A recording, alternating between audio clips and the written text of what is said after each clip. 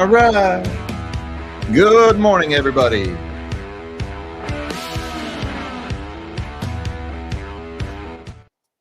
Good morning, all you magnificent melonheads of the world. Happy Thursday, everybody. Today's September 12th, 2024. And the top story this morning, we got more inflation data. The producer price index just came out a few moments ago, and it's pretty much what we got yesterday. It's hard to really get an accurate picture of what this data is showing us, and a lot of it is pretty much going to be left up to your pre-existing disposition or biases, because there's a little something for everybody in there. The headline number came in at 1.7% year over year for the producer price index. That is down sharply from the 2.1% from last month. By the way, that last month number was also revised down from 2.2%. So we got a big drop. We got a downward revision to last month's number. It was also the number today below expectations. The market was expecting 1.8. We got 1.7.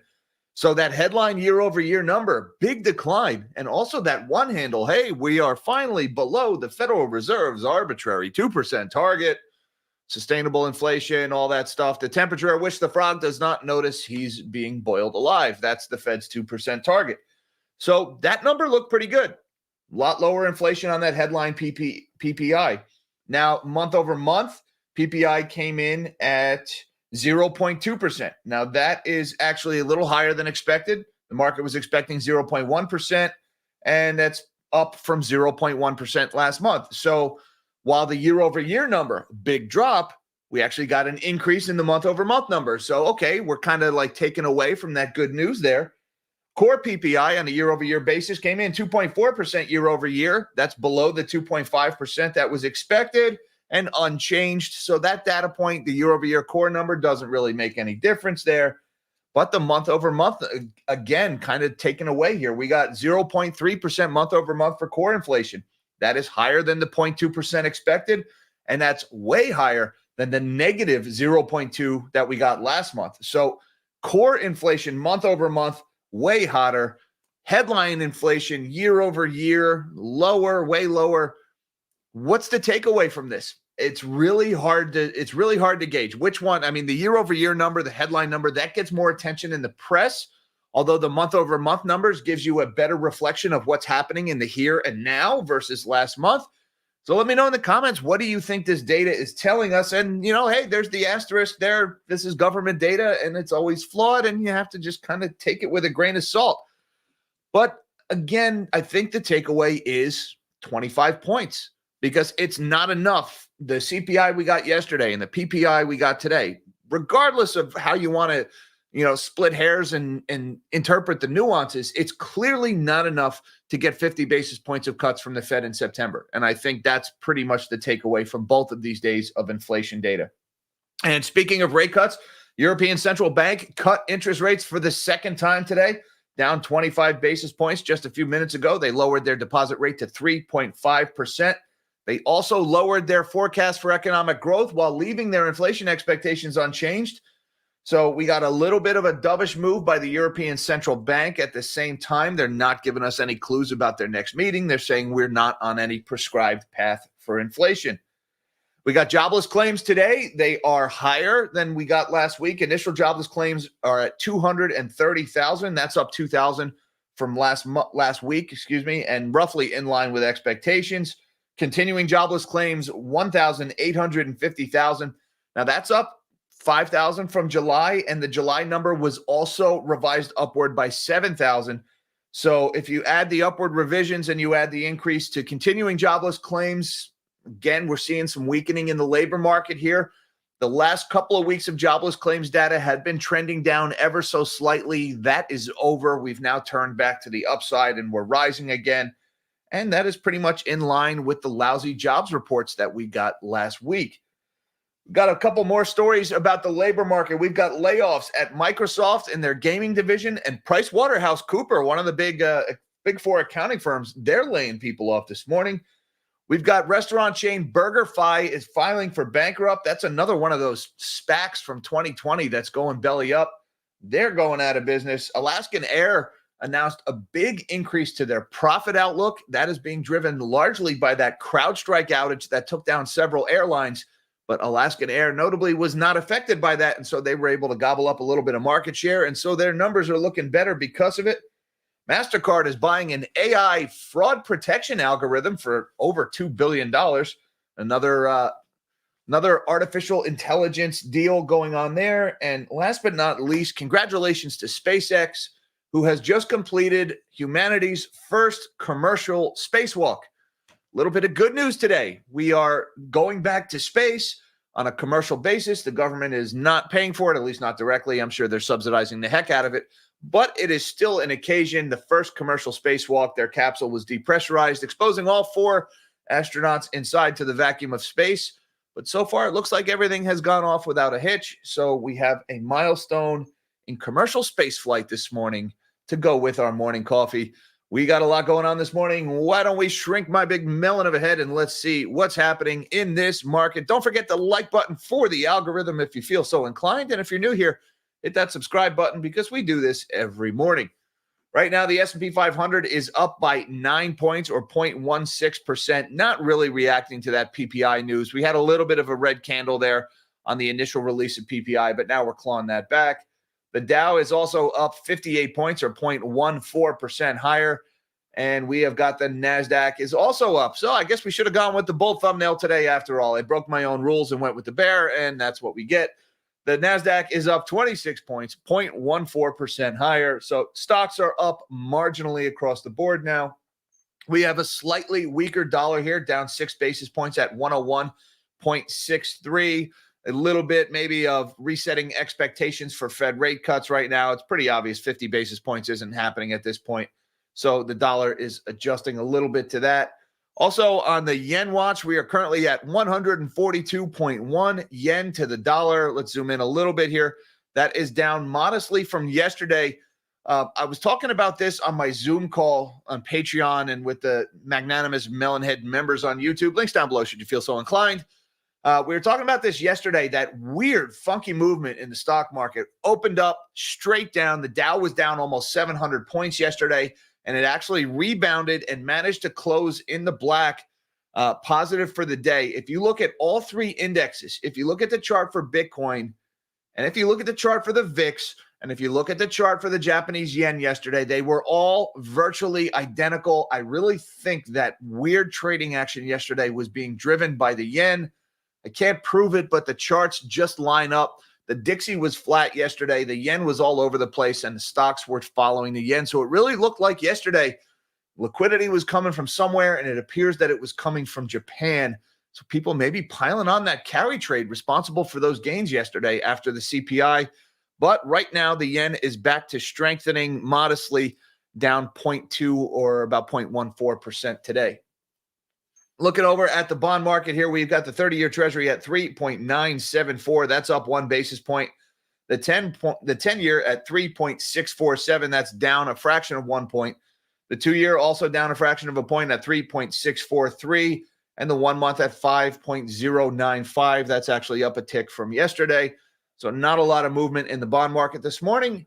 And looking over at the commodity space, we've got spot gold is higher. Actually, spot gold is looking really good this morning. $2,539, up 28 bucks or 1.1% for spot gold. Looking pretty good there.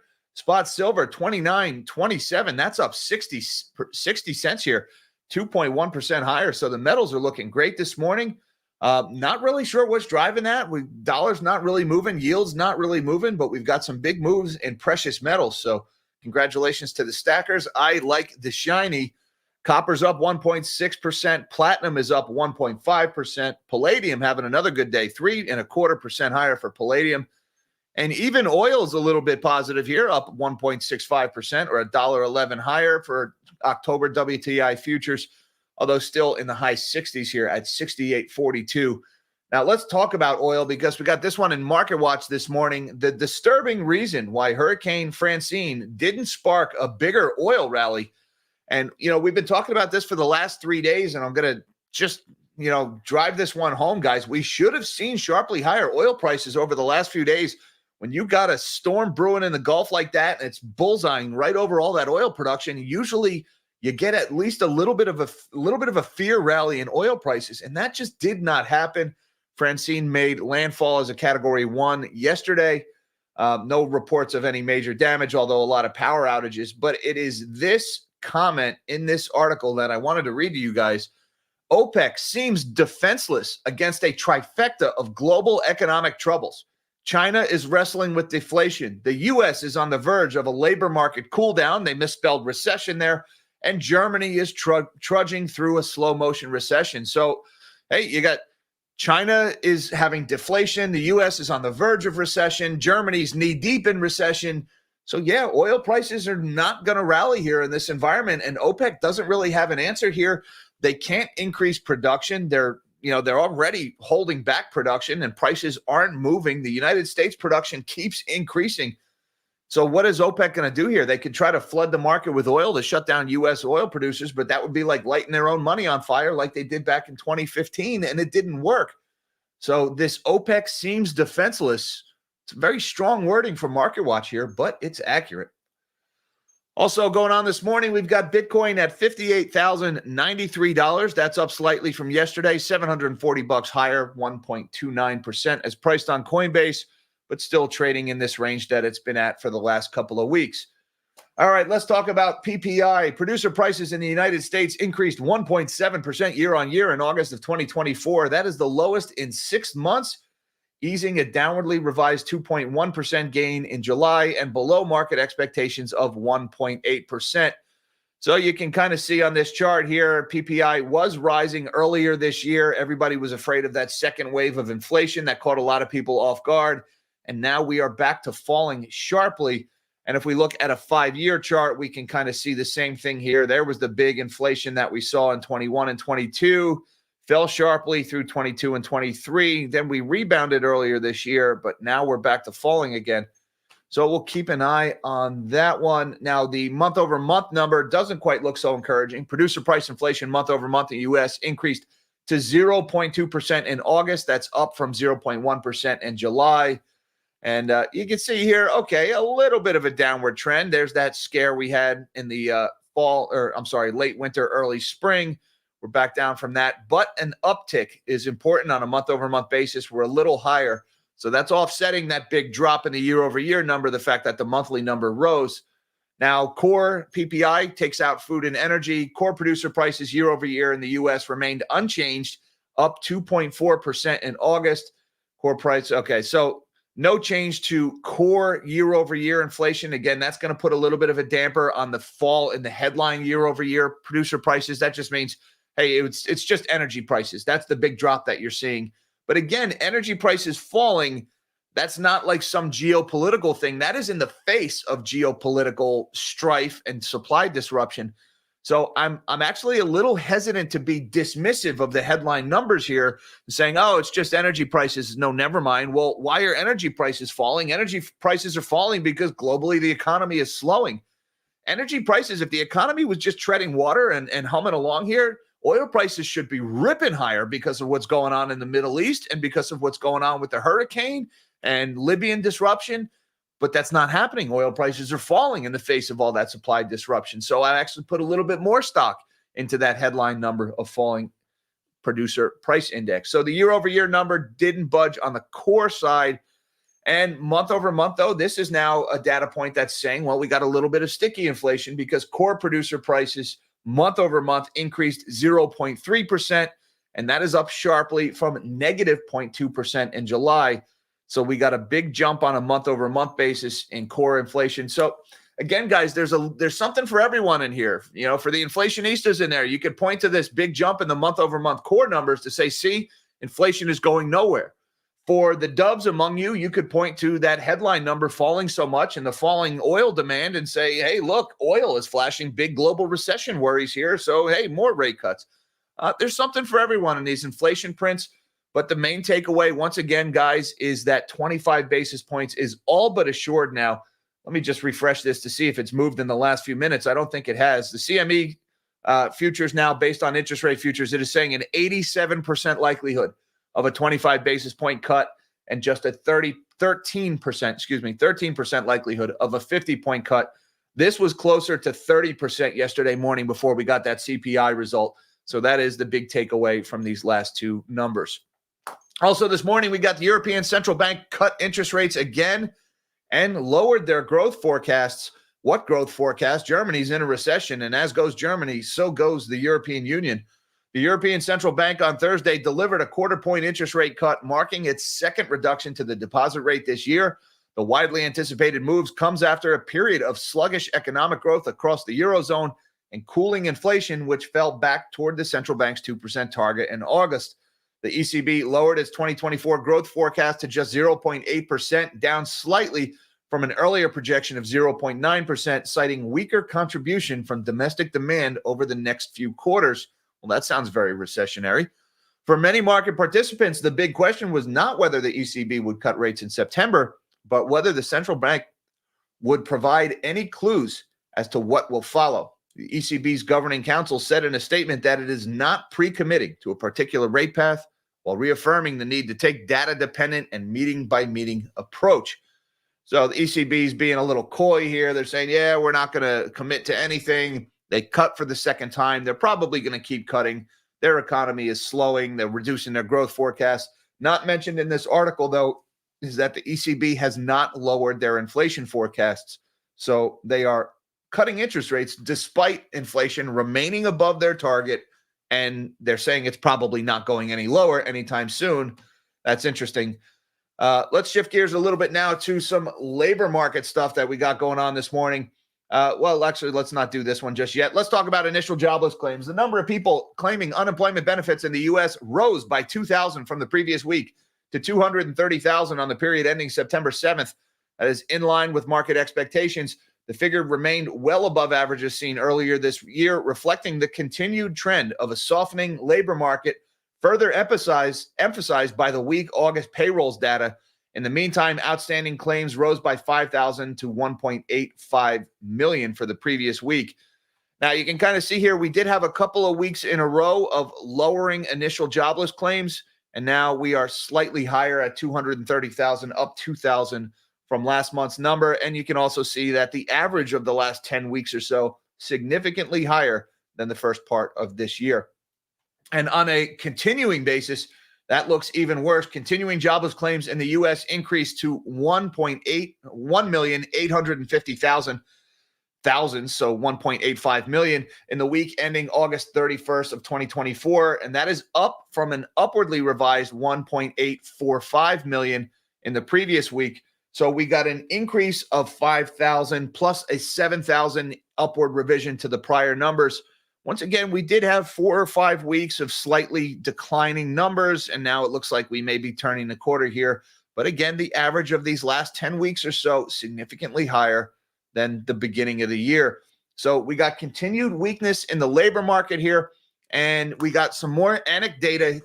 This one in the Wall Street Journal this morning. Microsoft lays off 650 video game workers. It looks like Microsoft may be starting to throw in the towel in the console wars here. Better late than never.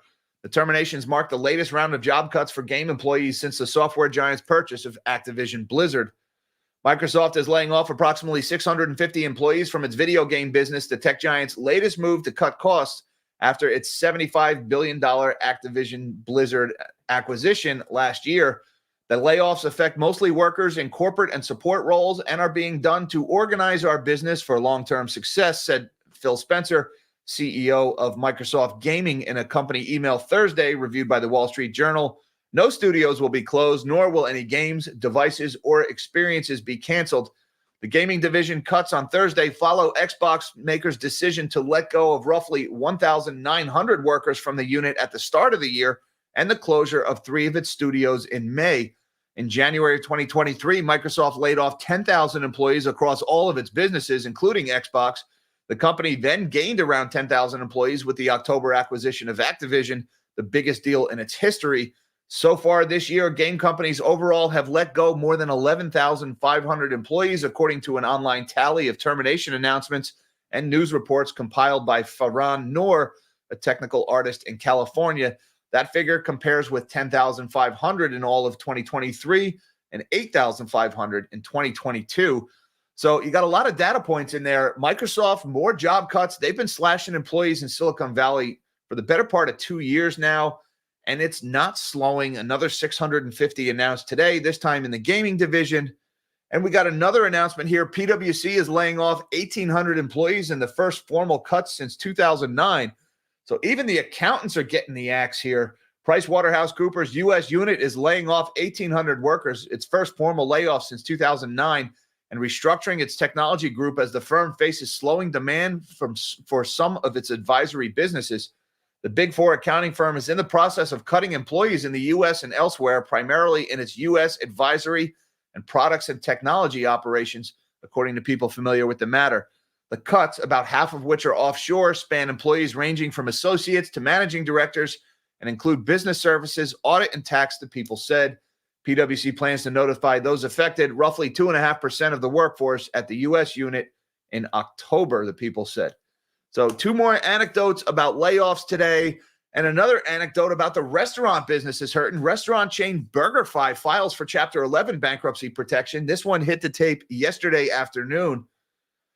BurgerFi filed for Chapter 11 bankruptcy protection on Tuesday, less than a month after it warned investors it had substantial doubt about its ability to operate. The company joins the growing list of restaurant chains that have resorted to bankruptcy to turn around their businesses, from Red Lobster to Buca de Beppo. Broadly, the restaurant industry has seen chains, independents, and franchisees alike struggle with declining traffic and high interest rates. The restaurant industry is really hurting here. BurgerFi, known for its high-quality burgers, was founded in 2011. It went public in 2020 through a deal with a special purpose acquisition company, which briefly became a popular alternative to a traditional IPO due to their speed and reduced regulatory scrutiny. Months later, the company bought Anthony's Coal-Fired Pizza and Wings for $156.6 million. So another SPAC company going belly up here, guys. Go figure this big, what was it? This wave of SPACs that happened in 2020, this big rush to take companies public while all the easy money was flowing. And lo and behold, one by one, those companies would start filing for bankruptcy. It's almost like buying companies just because you really want to be a stock is not a great idea. BurgerFi has assets of $50 million to $75 million and debts of $100 million to $500 million, according to a bankruptcy filing. And look at some of these numbers here. Terrible numbers from BurgerFi. For the quarter ended April 1st, BurgerFi reported revenue of $42.9 million and a net loss of $6.5 million. Same-store sales at its namesake burger chain tumbled 13%. Whoa. Tell me the restaurant business is going belly up without actually telling me. Same-store sales down 13% year over year. I don't know what happened in the restaurant industry, but you can see the hurting consumer right there, guys. Plain as day, a 13% decline in people eating burgers. People just can't afford to eat out, and so they're not eating out. It's inflation is squeezing the consumer, and now BurgerFi is paying the price. One company that's not paying the price this morning, though, is Alaskan Airlines. Alaska Air lifts their profit outlook well above forecast with help from CrowdStrike. Shares of Alaskan Air Group climbed toward a 3-month high in early Thursday trading after the air carrier raised its third quarter profit outlook, citing continued strong summer travel demand. The company said what also helped lift unit revenue above expectations was the widespread computer outage in July linked to cybersecurity company CrowdStrike Holdings, which disrupted the operations of some of Alaskan Air's competitors. Alaskan Air stock ran up 5.1% in pre-market trading, putting it on track to open around the highest closing price seen since June 24th. The company now expects earnings per share of $2.15 to $2.25, up sharply from the previous guidance of $1.40 to $1.60, and well above the current consensus of $1.61. So this is not just a little impact to Alaskan Air's earnings here, from $1.60 to $2.25. Big jump in their profit here. They gobbled up market share when CrowdStrike took the internet down, knocked out all their competitors. They were unaffected. Alaskan Air stock currently up 4.1%, trading at $41.11, up $1.62. It almost makes you want to forget about that whole door panel blowing out mid-flight thing. Oh, wow, great. Things are going pretty well over there.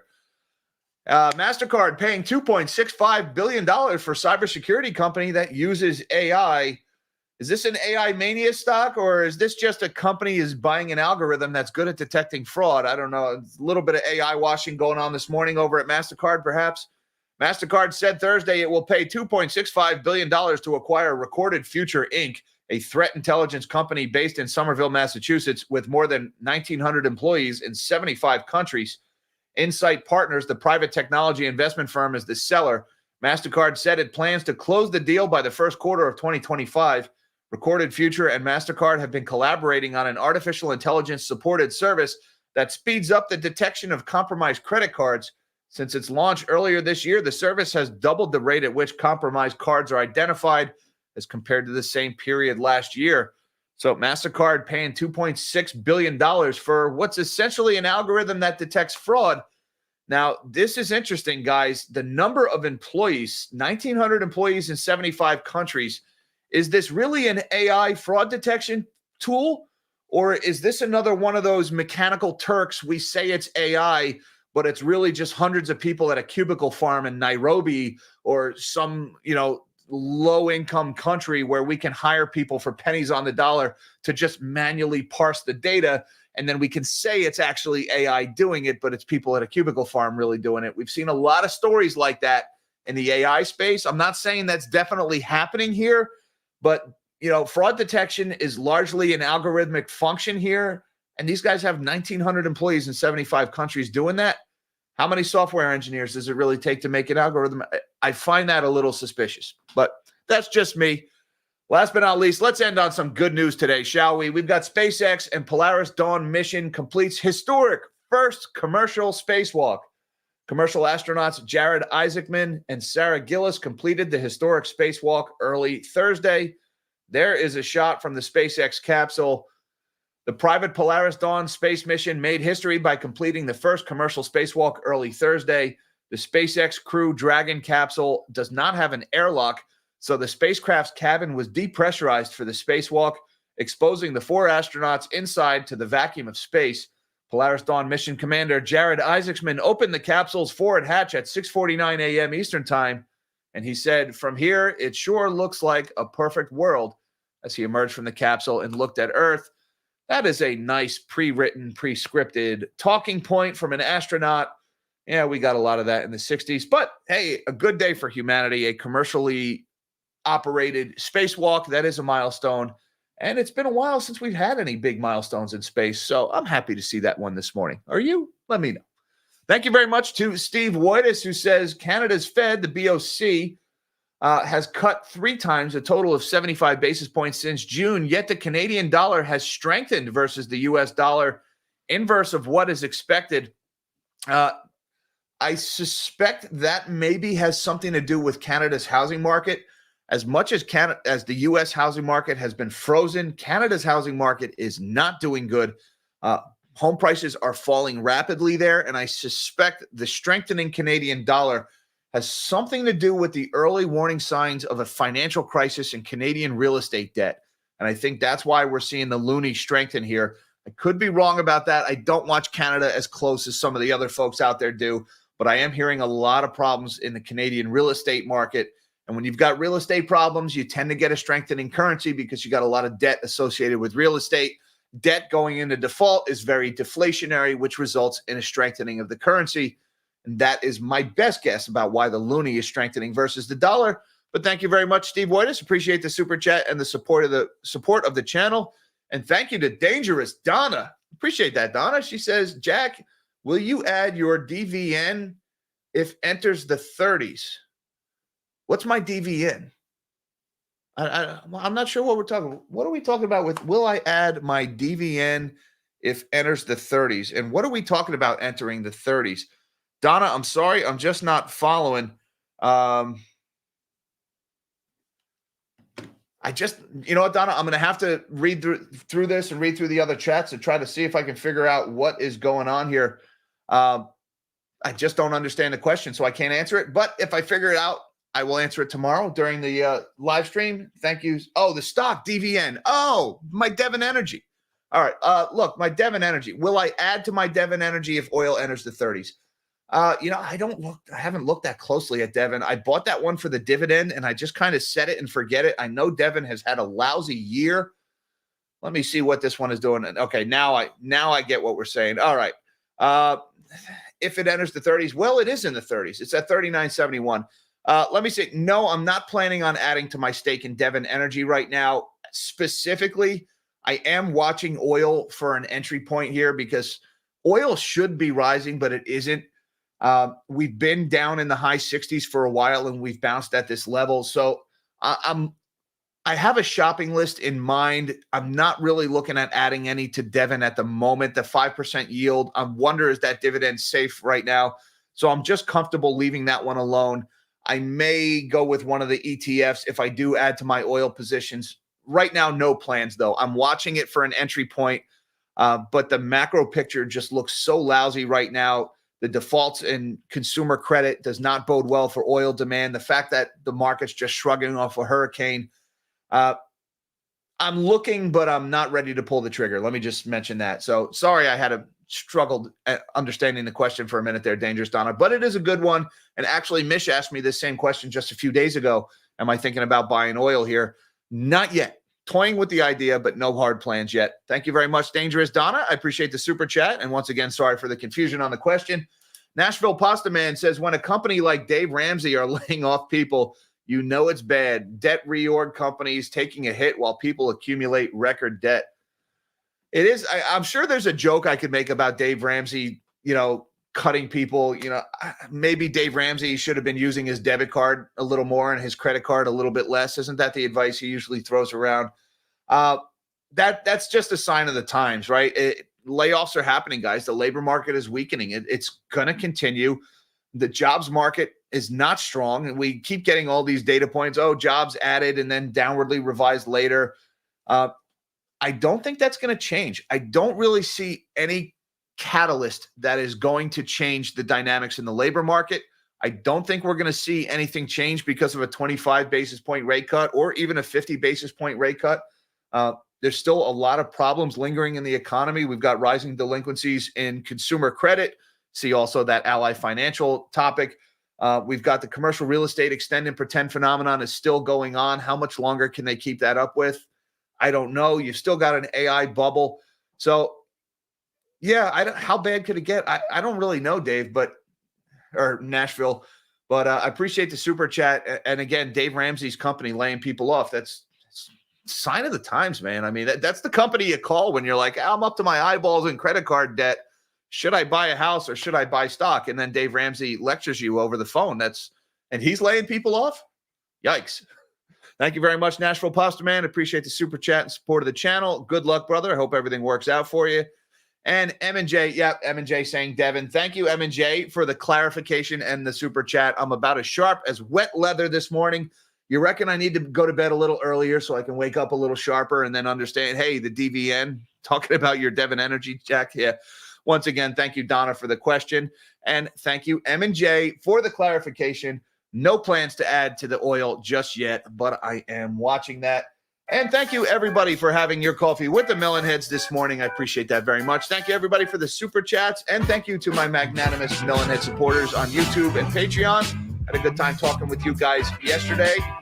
Hi, Mom. Hi, Dad. Love you guys. Links down below to all that good stuff, should you feel so inclined. Everybody, till next time, live small and dream big.